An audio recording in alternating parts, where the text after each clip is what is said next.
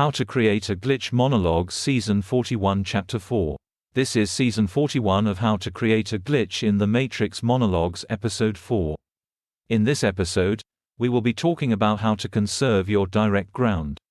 To start off, it was explained how projecting a fixed belief upon the other, that is, making assumptions about their action, as a projection of intention, renders you subject to their reaction. This is the essential bifurcation of consensuality and non-consensuality. To the extent that your projection is correct, you remain within a consensual space. When your projection is wrong, it leads to a non-consensual space. Now, giving the other the direct ground, that is making assumptions about their behavior or projecting their intentionality, renders you subject to the result, non-consensual or consensual. The result invariably produces some reactive emotionality which binds you to a contingency. That is to say, your mind, your very substance are entangled in that relationship through the assumptions underlying your action. There are ways of avoiding giving the direct ground to the other.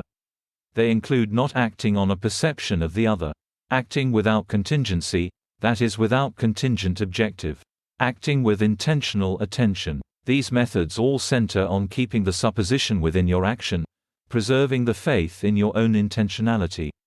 In this state, others' action will be rendered contingent through the processing of direct to indirect ground. Which is to say, acting without contingency shapes the substance of the result. Acting with contingency, projecting a fixed belief on the other, turns every action into a confidence wager. But acting with supposition is unattached. The confidence is in the action, not in the result. In this type of action, the supposition becomes the momentum of the intention. Now, we also talked in Season 40 Chapter 4 about social orbits and desynchronization in a way that elucidates this discussion. Social orbits can be eliminated one of two ways. First, through recession. Second, through accession. Recession occurs when perturbations in the orbit knock that individual out of a social orbit. Accession occurs when there is a collision of the two involved individuals. A collision often occurs within a dissonant consensuality. A collision involves the rejection of an affirmatory narrative in a dissonant space, resulting in desynchronization and aversion or avoidance. But collisions also represent momentum transfers. In the collision of two individuals, there is a fundamental failure of the projection of intention. An affirmatory narrative within a dissonant space represents an attempt to draw another into one's consensuality. The failure to accomplish this is a failure of direct ground, a failure in the projection of another's action. Thus, in the bifurcation of outcome represented by a projection of direct ground, non-consensual and consensual, there is a net gain or loss of momentum. An individual who acquires their projection has succeeded in a confidence wager.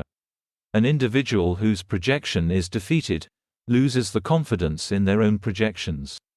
That is to say, that in a dissonant space, an individual can accrue some degree of social momentum through their non-cooperation with the other's affirmatory narratives. All of this is to say that social orbits represent situations where two individuals have a common assumption, a common direct ground, about the other. To the extent that that common assumption is incorrect, it leads to collisions within dissonant spaces that result in elimination of the social orbit. That's the end of the podcast for today. If you enjoyed it, please like, comment and subscribe.